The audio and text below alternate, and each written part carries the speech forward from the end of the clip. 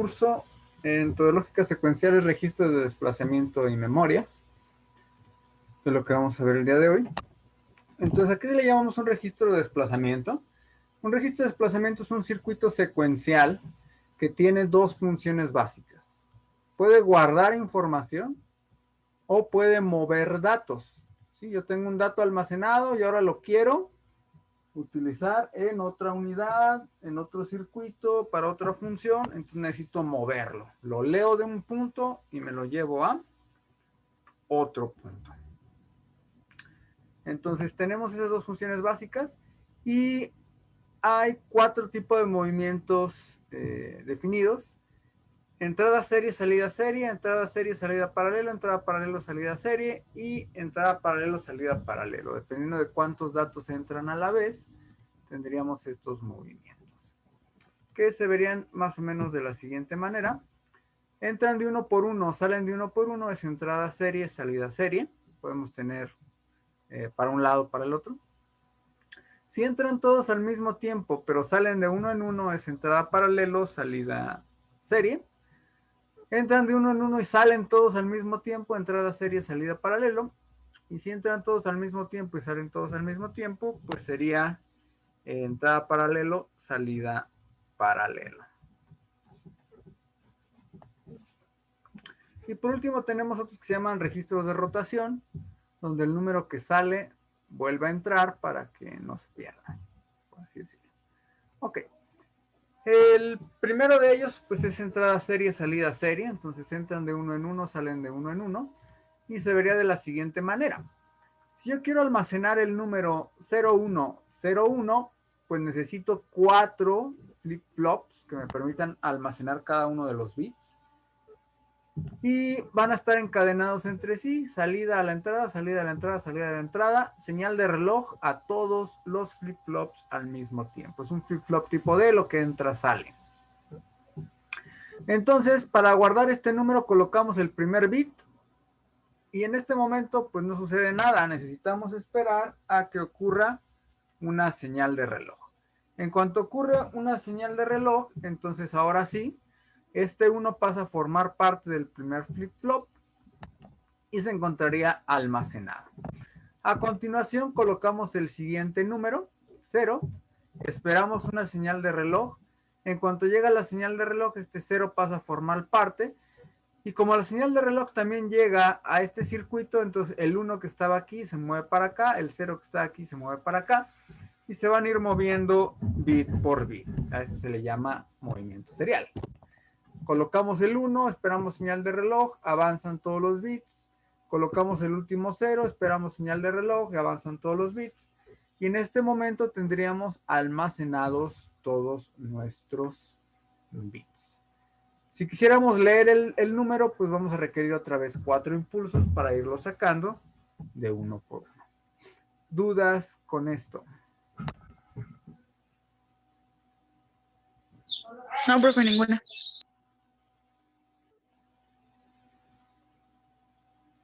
Ok.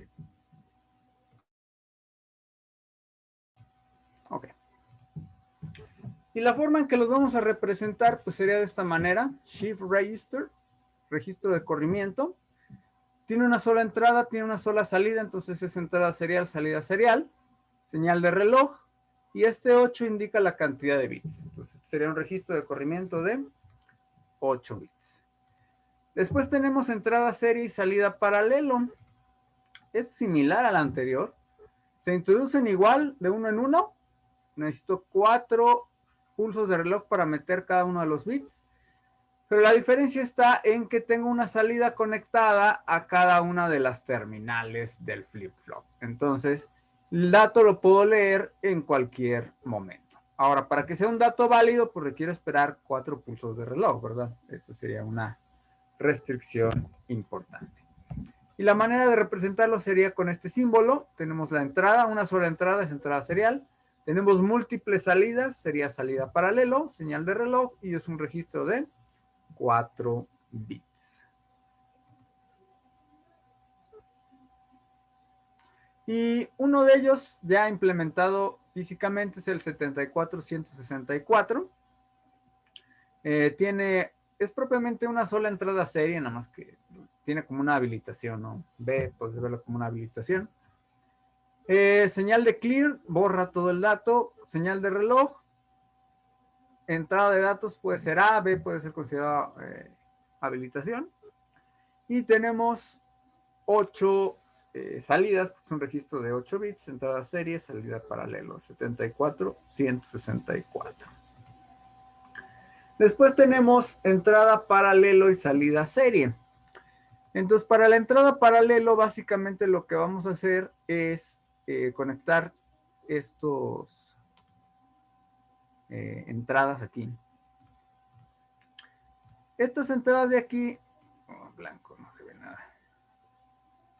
Esta entrada de aquí lo que hace es, mediante la OR, escoge cuál de estas dos señales llega. Y estas señales están conectadas a el dato o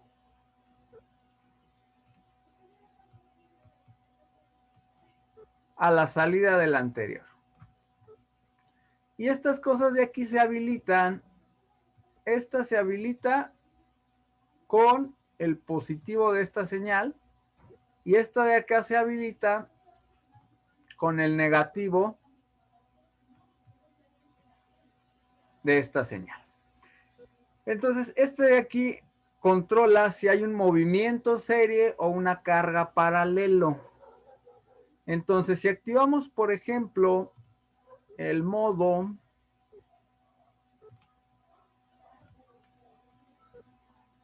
carga, entonces en el modo carga aquí habría un 0. Si aquí hay un 0, entonces aquí habría un 1. Entonces aquí habría un 1. 1 por lo que sea me da lo que sea. Entonces esta señal pasaría hacia acá. Acá tendríamos un 0. Al haber un 0 en esta AND, 0 por lo que sea me da 0. Entonces aquí tendría un 0. Entonces lo que estoy haciendo es que la señal de 1 viaja a través de la compuerta G2 y la señal Q0 es retenida por la compuerta G5. Si no la deja avanzar, tiene un 0 multiplicando. Y esta OR de aquí, pues simple y sencillamente suma de 1 con 0, pues me da de 1. Entonces aquí tendríamos, como quien dice, conectada la entrada para hacer una carga paralela. Si tuviéramos lo contrario, si ahora tuviéramos aquí un 1, que sería el shift, entonces aquí tendríamos un 0, este sería un 0, 0 por lo que sea me da 0. Ahora aquí tendríamos un 1, entonces esta señal de aquí, 1 por lo que sea sería lo que sea, entonces esta señal avanza. Y en este punto tendríamos conectado Q0. Entonces, esto de aquí me permite escoger entre Q0 o D1. Si escojo D1, entonces voy a hacer una carga paralelo. Conectaría D0, D1, D2 y D3 hacia el registro. Y si conecto el Shift, entonces sería como si conectara Q0 con D, Q1 con D, Q2 con D y se transforma esto de aquí en un registro de este tipo. Q con D, Q con D, Q con D, que es el avance serial. Entonces, de esta manera puedo hacer entrada paralelo, salida serie. Cargo todos los datos al mismo tiempo y después los recorro uno a uno. Y bueno, esto es lo que aquí se explica lo que acabamos de decir. Y el símbolo sería este. Tenemos la señal de Shift carga, entrada de datos paralelo y salida de datos seriales. Una única salida, múltiples entradas. Un registro de este tipo de 8 bits sería el 74165. Que bueno, internamente se ve de esta manera. Y por último tenemos entrada paralelo y salida paralelo, que es el más fácil. Solamente coloco los flip-flops, entrada, salida, entrada, salida, entrada, salida, y se acabó. Uno de ellos es el 74195, que es un registro de 4 bits de acceso paralelo, pero este es un registro especial. Este registro se puede configurar como entrada serie, salida paralelo, entrada paralelo, salida serie, entrada paralelo, salida paralelo. Entonces se puede configurar de las 4 formas. Y bueno, dependiendo de los valores de J y K, se crea uno de los modos, ¿no? Ahí en la plataforma hay una simulación donde vienen los 4 modos de operación. Y a nosotros el que nos va a interesar es el más común, que es entrada paralelo, salida paralela. Que funciona de esta manera. DCBA, que sería estas de aquí, es el número de entrada. JK no importan en la formación paralelo-paralelo, los puedes mandar a 0. Es sample and hold y load, lo vamos a poner en 0 para que esté en modo carga, modo paralelo. Clear lo deshabilitamos para que no borre el contenido. Y el clock, cada que llega un reloj, lo que está aquí pasa a formar parte de la salida. Y así funciona. Entrada paralelo, salida paralelo, que es la forma más básica de almacenar datos. ¿Okay?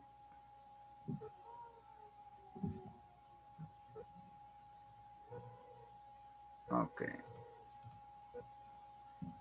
Y bueno, hay un último que se llama registro bidireccional, que me permite mover datos de izquierda a derecha o derecha a izquierda, que es el 74194. Ok. ¿Dudas hasta aquí con algo, chicos?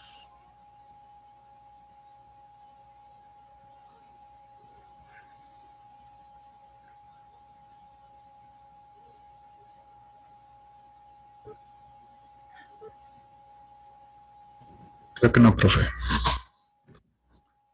Ok, y la última sección se refiere a memorias. Entonces, memorias tenemos de 2 tipos, RAM y ROM. La RAM, si se desenergiza, se borra. La ROM, permanecen los datos como si fueran una USB, ¿no? Y las memorias se forman por celdas semiconductoras que son capaces de almacenar datos, parecido a un flip-flop. Y pues bueno, se pueden acomodar de varias maneras. Aquí tenemos 8 por 8, serían 64 unidades de memoria. 16 por 4, pues también son 64 unidades de memoria. 1 por 64 son 64 unidades de memoria. Pero la forma en que se acceden, pues es diferente, ¿no? Aquí podemos acceder a los 8 bits, aquí únicamente a 4, aquí de 1 en 1. Pero la capacidad, pues es la misma, ¿no? Por ejemplo, en este caso, pues lo podemos ubicar por renglones y columnas. O podemos acceder directamente a todos los bits de un conjunto de 8, que se le llama un byte, para poder ser operados, que es la forma más común de hacerlo, ¿no? Hacerlo a través de el acceso a bytes. En las operaciones básicas de la memoria tenemos 2. La escritura, que es la operación que nos permite guardar un dato dentro de la memoria. Y la otra operación básica es la operación de lectura, que nos permite extraer un dato desde la memoria.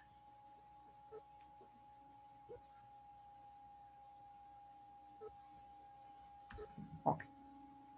Para poder lograr este funcionamiento, pues vamos a tener varias cables que nos permiten mover los datos.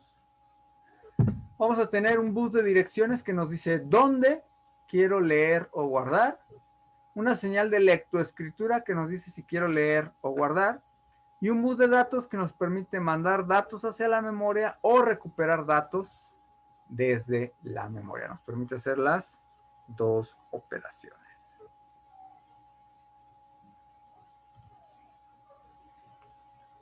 Ok.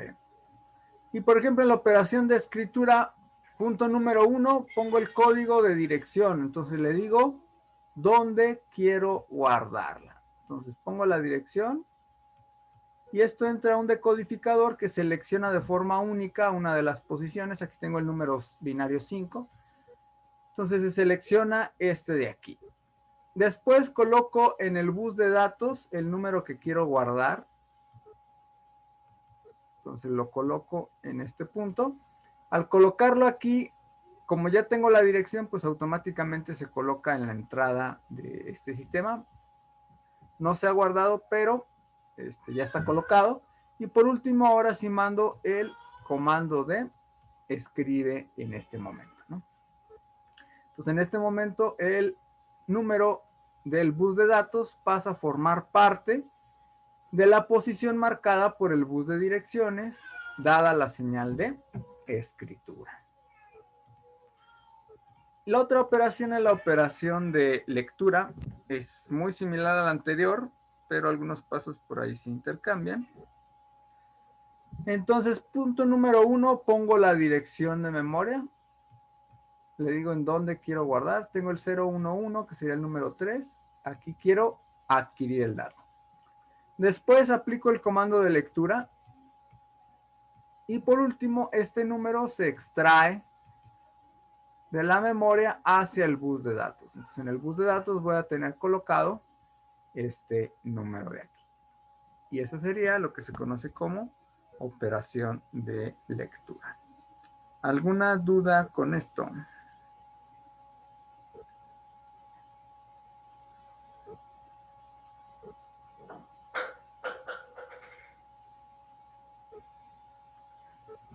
Ok. Y bueno, tipos de memorias, pues tenemos RAM y ROM. RAM tenemos dos tipos principales. SRAM son más rápidas pero más complejas. Son las memorias que forman parte de la memoria caché o de la memoria Optane de una computadora. Y la memoria dinámica o de RAM son más baratas, utilizan condensadores para almacenar la carga. Y son las que utilizan como memoria RAM, ¿no? Entonces, actualmente son la DDR5, que es una memoria dinámica. Son más baratas, son rápidas, pero no son tan rápidas como la Static RAM. Y entonces estas son memorias más chiquitas, pero más rápidas, son más grandes y un poco más lentas. Y después tengo las memorias ROM, que son memorias de solo lectura. Y además guardan los datos pues mucho más tiempo, ¿no? 10 años, 20 años, 100 años. Y hay de varios tipos. La más básica se le llama PROM. Es una memoria programable una sola vez y se necesita un equipo especializado para programarla. Anteriormente los BIOS de la computadora pues venían en estas memorias, por eso no se pueden actualizar. Algunos sistemas, por ejemplo, un sensor biomédico que ya viene integrado, pues utilizará una memoria ROM, no necesita alterar su funcionamiento, está fijo. Y la ventaja de estas cosas es que son muy baratas, ¿no? Entonces, cuando queremos almacenar información y no la vamos a alterar, una ROM es una buena opción para almacenar datos. Después tenemos las VPROM. Estas se pueden borrar por luz ultravioleta. Es una lámpara como de uñas. Y por último tenemos las EEPROM, que son borrables eléctricamente, que es parecido a las memorias flash, como una USB, ¿no? Son más caras y son más lentas. Las ROM son más rápidas y más baratas, pero solo se pueden grabar una vez, ¿no? Entonces, bueno, ahí estaría más o menos la división.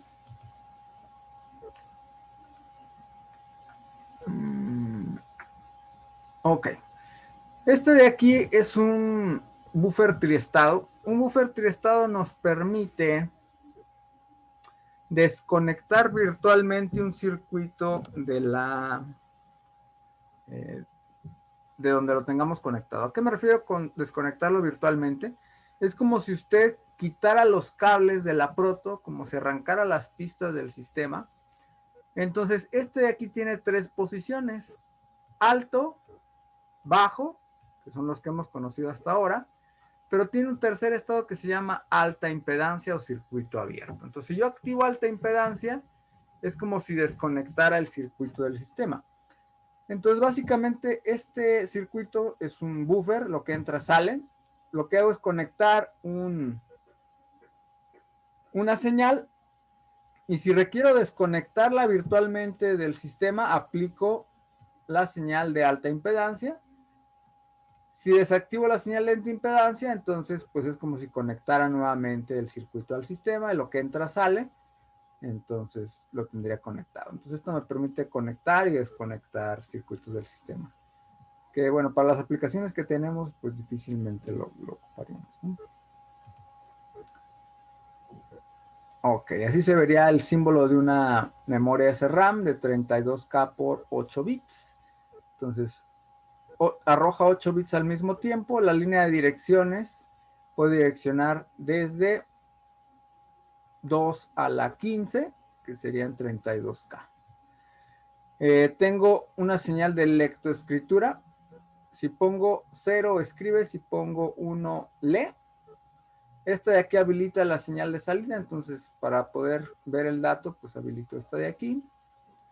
Y para seleccionar la memoria, pues utilizo esta de aquí.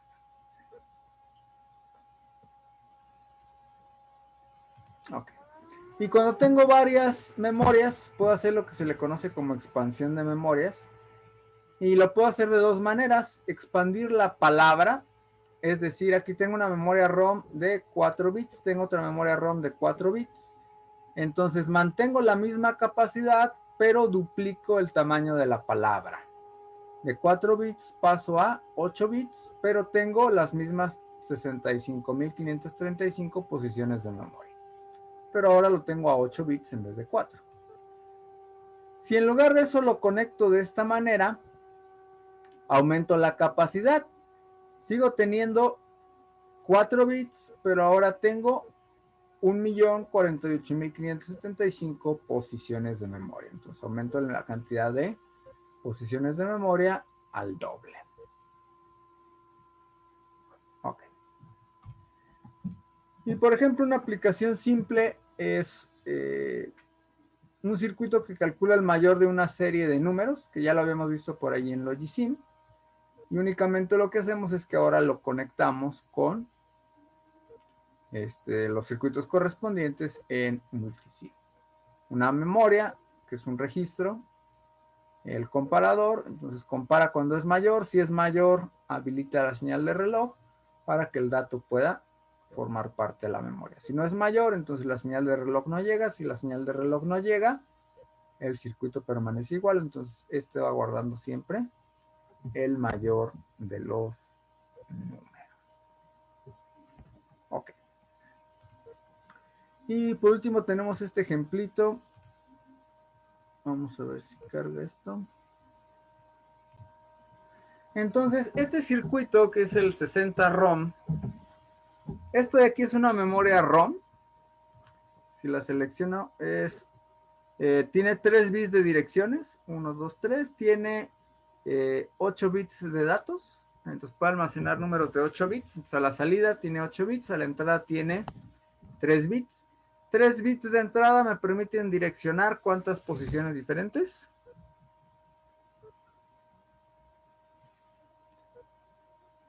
Dos a la 3, 8 posiciones diferentes. Entonces, estas 8 posiciones diferentes, pues las veo aquí adentro. 1, 2, 3, 4, 5, 6, 7, 8. Este de aquí me permite habilitar la memoria. Entonces, ahí está deshabilitada. Aquí la habilito, entra en funcionamiento. En la dirección 0 tengo guardado el 0, entonces no prende nada. En la dirección 1 tengo guardado este número, prende el del centro. En la dirección 2 prende este número. En la 3 prende este número, que será un 25. En la 7 no prende nada.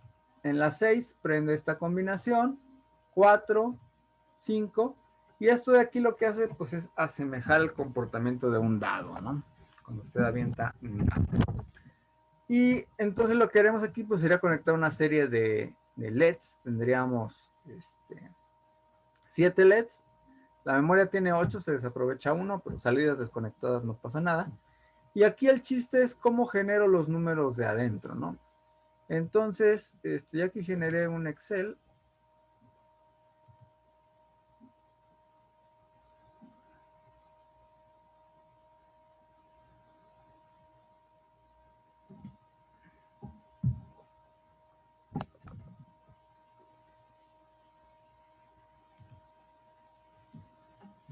donde pongo el dadito y me da el número correspondiente. Entonces, si quisiera prender, por ejemplo, el 1 aquí,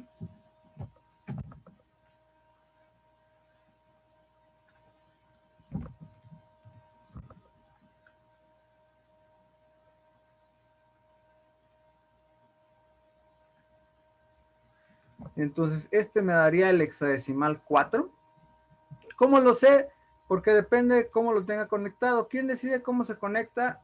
El usuario. Entonces, este de aquí corresponde al 0, entonces sería 2 a la 0, sería este de acá. Entonces, este de aquí, pues corresponde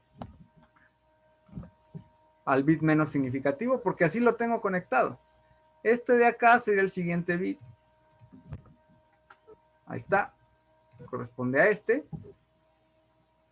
Y después el 3 corresponde al del centro, que correspondería a este. Entonces, si quisiera encender esto, pues tendría que poner un 7. Quiere decir estos 3 encendidos, los demás apagados. Y bueno, este Excel usted lo diseña, ¿no? Dependiendo de dónde está conectado cada uno. Yo aquí digo, este se conecta aquí, este es el valor, lo sumo y lo convierto a hexadecimal.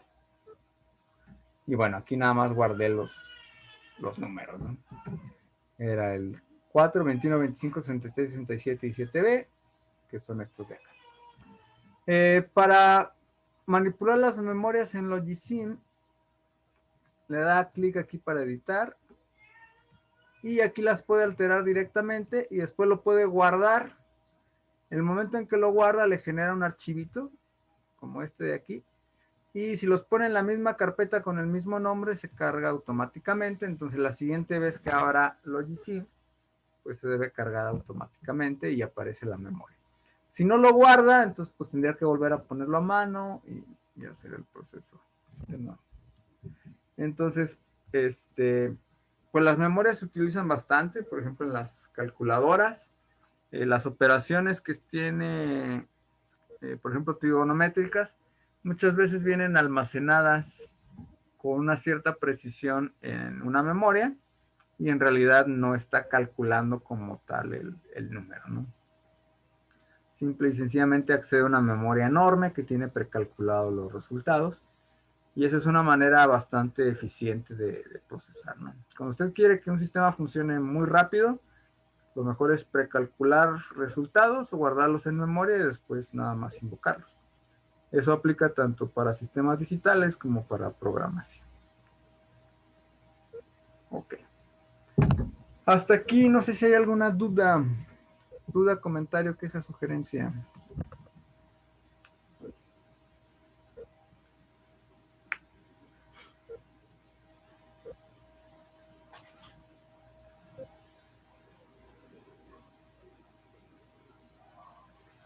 Ok. Y por último tenemos la tarea, que ahorita platicamos de esta tarea. La idea es en equipos de 3, sube uno con el nombre de todos, simular en Multisim un circuito que solicite una contraseña. Deberá contar la cantidad de intentos incorrectos y mostrarlos en un display, máximo 15 intentos, es decir, 4 bits. Vamos a ponerle sí, 4 bits. Una vez que se introduzca la contraseña correcta, la cantidad de intentos incorrectos se irá a 0 y será posible cambiar la contraseña por una nueva. Vamos a asumir que la contraseña tiene... ¿Qué les gusta? Pues también 4 bits.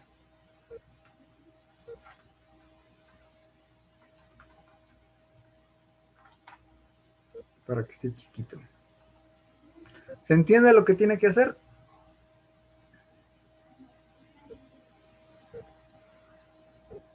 Sí, sí se entiende.